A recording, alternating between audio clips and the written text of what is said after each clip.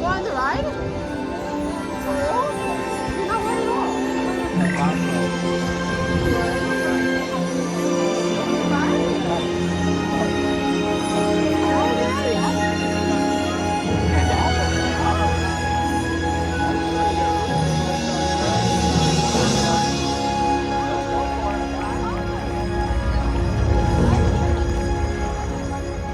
The world has one interconnected ocean, a vast blue expanse critical to life on Earth. And there's no better animal to represent the story of the ocean with all its splendor and uncertainty than the killer whale, or as it's scientifically known, the Orcinus orca. The orca lives in every corner of the ocean, from the Arctic to the Atlantic, the Southern to the Indian, to the mighty Pacific and beyond.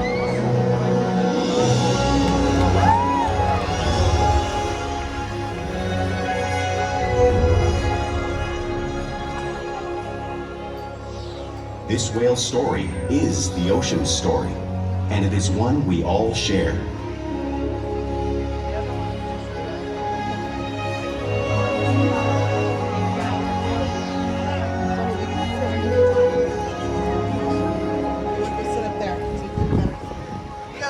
Welcome to Slideout Orca Chapter. My name is Savannah, and I'm honored to introduce you to these intriguing and majestic animals.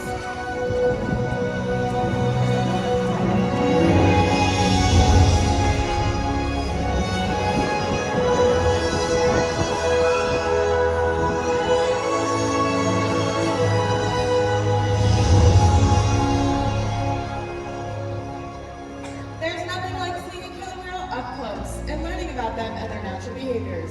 We hope today's Orca encounter will help give you a better understanding of these magnificent creatures and all that they represent.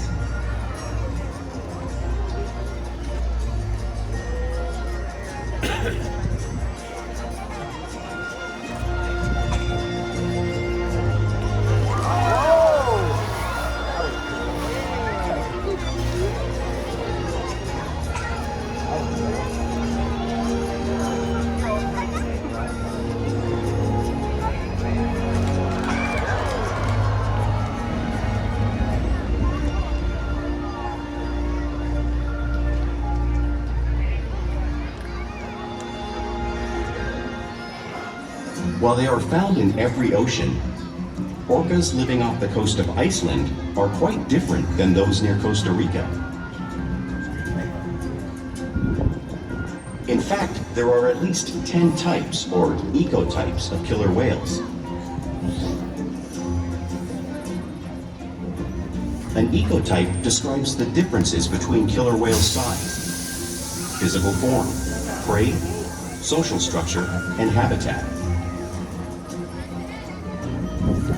As you can see, the differences are subtle, but noticeable when compared side by side. Orcas are adapted perfectly to their environments. And even the whale's black and white coloration has a purpose. It camouflages the outline of their bodies in the water, making it easier for them to surprise and catch their prey.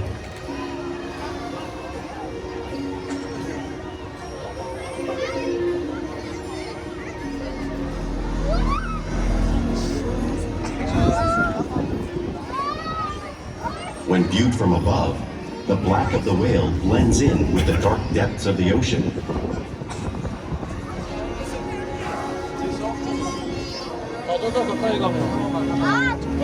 When viewed from below, the orca's white bellies match the brighter surface of the water, blending with the light above, giving them the perfect camouflage.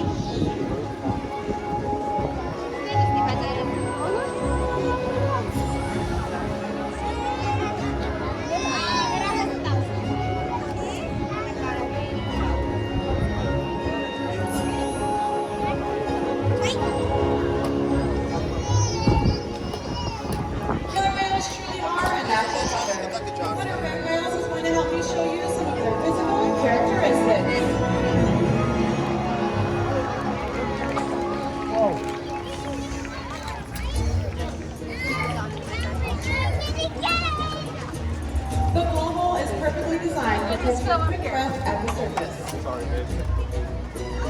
Even the location of their eyes works to their advantage. It looks as if they are located in those white eye patches, however, those are just camouflage.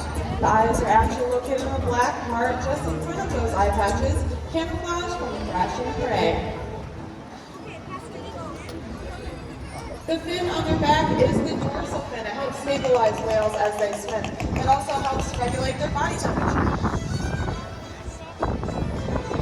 The flippers on either side of their body are their pectoral flippers. They mainly are used for steering and stopping in the water. Within each of them are 5 finger-like bone structures that look similar to the human hand.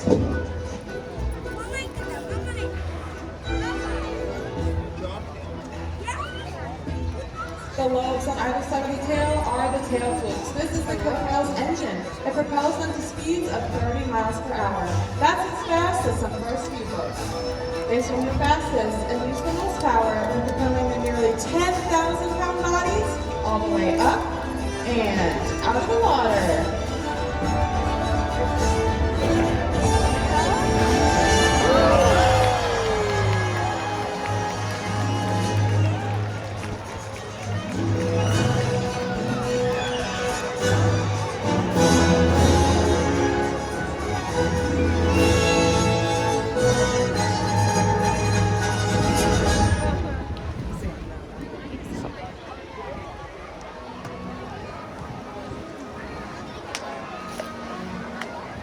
Killer whales are highly social animals with a well-defined social structure.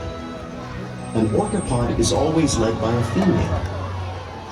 Though just half the size of her male counterpart, she is in charge. It's all about attitude, not size. Because they live and work as a group, orcas need to communicate with sounds and body language. Orcas use clicks for echolocation or navigation.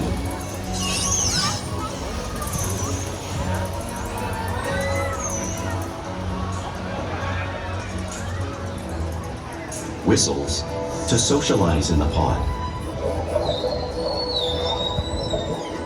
And calls for group coordination and hunting.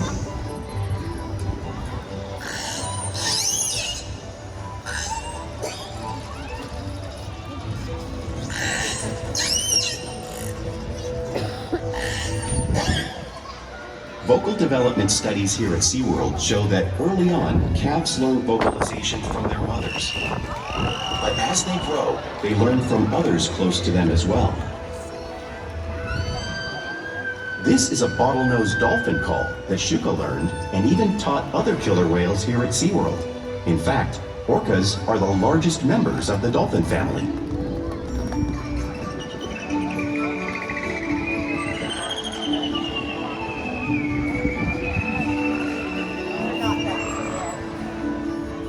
Whales here and in the wild use vocalization to communicate all the time.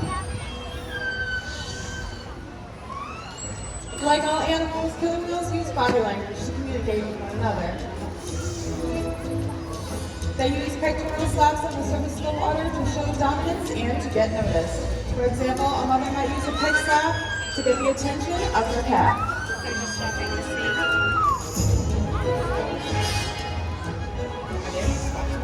But when they really want to be heard, they breathe.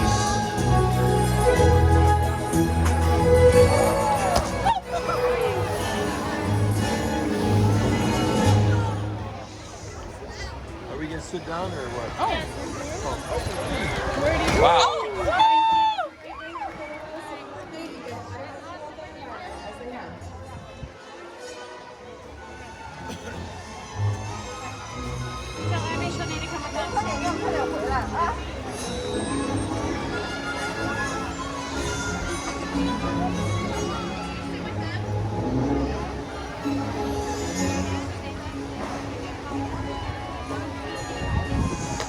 Slapping is another way that killer whales can communicate both in the wild and here at SeaWorld.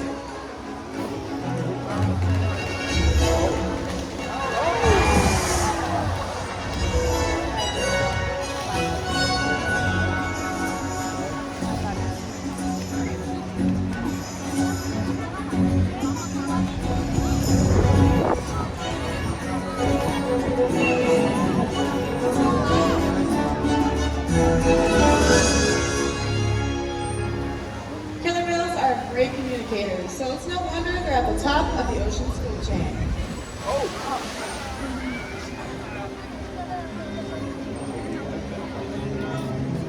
Killer whales work together to rear their young, protect their pod, and most importantly, pursue and catch their prey. Every day they cooperate to survive in the wild oceans of the world.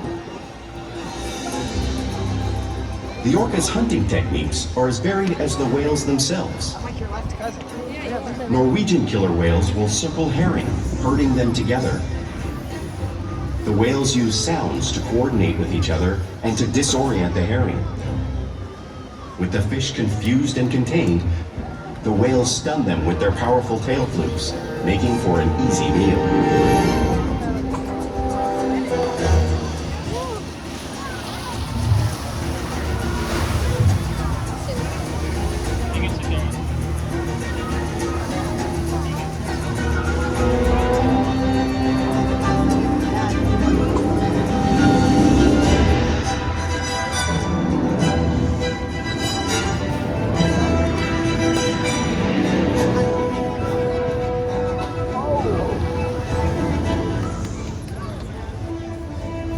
Whales in the southern hemisphere can catch sea lions by pulling them right off the beach.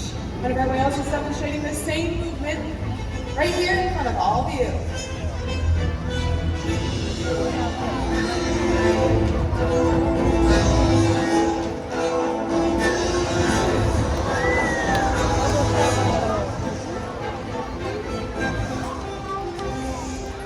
Antarctic orcas can actually create waves that wash over floating ice, knocking unsuspecting seals into the water.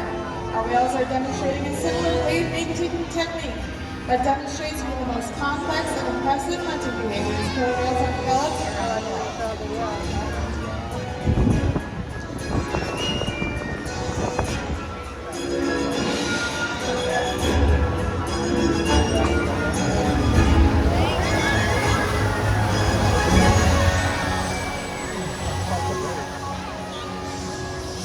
Now, you all have seen these waves crashing here in front of you, but you can't really understand the amount of water displaced until you experience it for yourselves. Luckily, I've got a couple of very special volunteers who are going to come down and experience the power of the killer whale. Come on down, guys. Take a seat on your iceberg. Hold on tight. Are you guys ready to see them get wet? They are going to get absolutely soaked. Good luck, you two.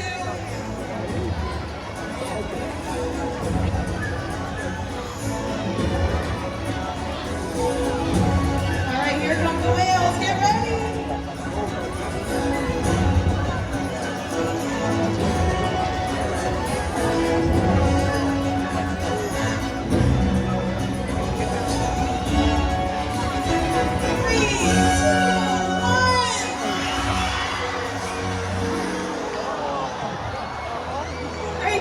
Guys, come on up. Go ahead and get dry. Good job.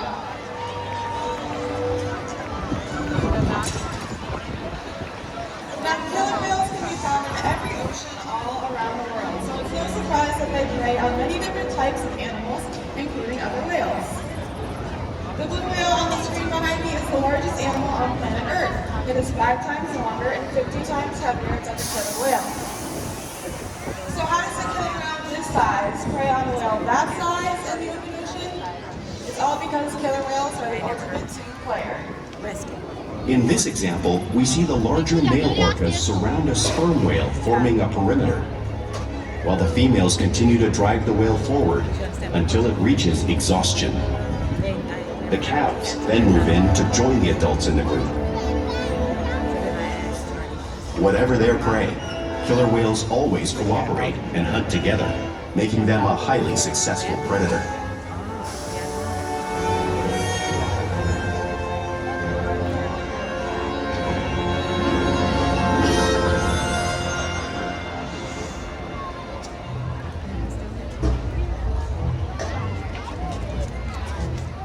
Play is an important part of everyday life for killer whales. So they teach their young to hunt and practice their skills as they grow.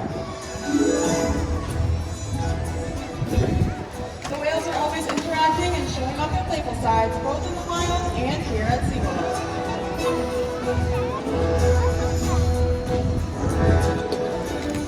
Porpoising is when orcas swim fast on the surface, breaking out of the water briefly.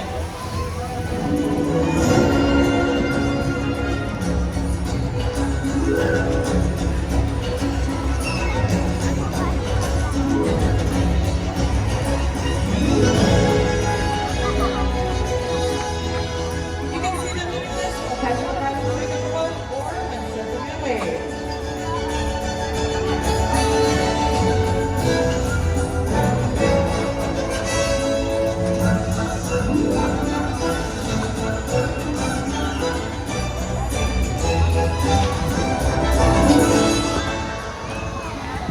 Orcas love to be touched and can be seen rubbing their bellies on rocks when they can.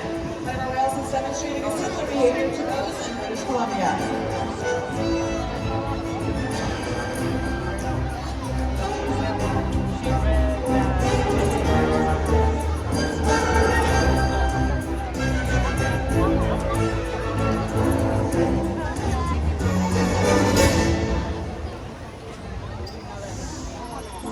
You'll even find that orcas imitate one another in the wild. We see it here at SeaWorld all the time. They're constantly mimicking and learning from each other.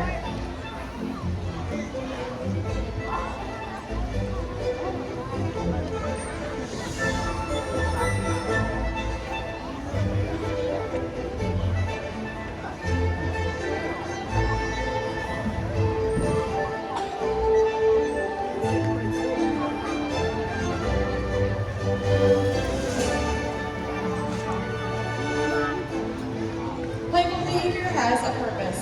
A tale of convenience and hunting the sun prey, but today I think our whales are going to be stunning all of you.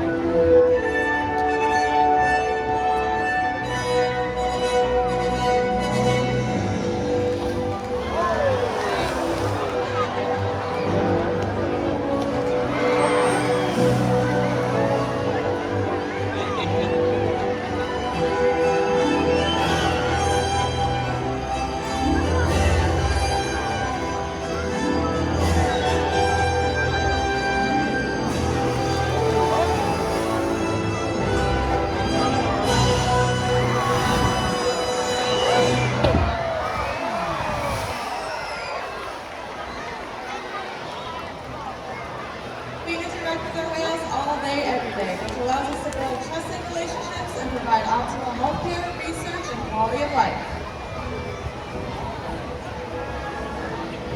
The whales here take an active role in our own healthcare and well-being. For example, they can show us their tail flukes, which is helpful when obtaining a blood sample.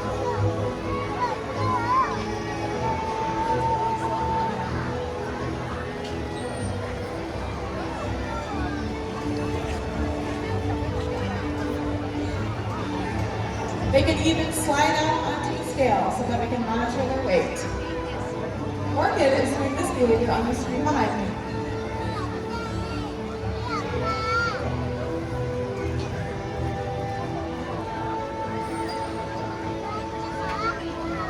We can even obtain a breath sample from their blowhole, all because of the trusted relationships we've built here, day after day, right here at SeaWorld.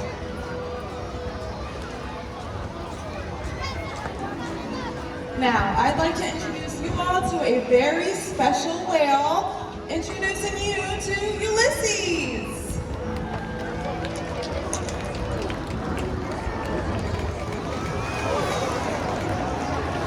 Ulises is our largest male orca that we have here at SeaWorld San Diego. He is 10,000 pounds.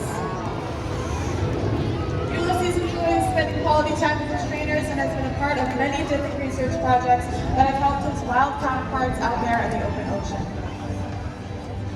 We challenge our whales every day to learn new things to engage and stimulate their minds. Diet, exercise, and of course play all help keep the whales in great shape. The whales here at SeaWorld have helped killer whales in the wild by participating in many research studies. One ongoing study monitors the whale's heart rate and breathing to understand how marine noise pollution from ship engines and other sources affect wild populations. In another study, scientists from NOAA, the National Oceanic and Atmospheric Administration, took measurements of the killer whales living here, including pregnant whales. By comparing these measurements with drone footage of killer whales in the wild, scientists are able to monitor the wild population's nutritional and reproductive states. Other research has been done here at SeaWorld on the mother whale's milk composition. This research will help create an effective model to understand how toxins in the ocean impact wild killer whales and their milk supply. What we learn from the whales in our care every day is actively helping whales in the wild survive. And just by being here today, you've supported our rescue, research, and conservation efforts all around the world. If we work together, like the killer whale, we can protect the future of the Orcinus orca and this beautiful planet that we all share.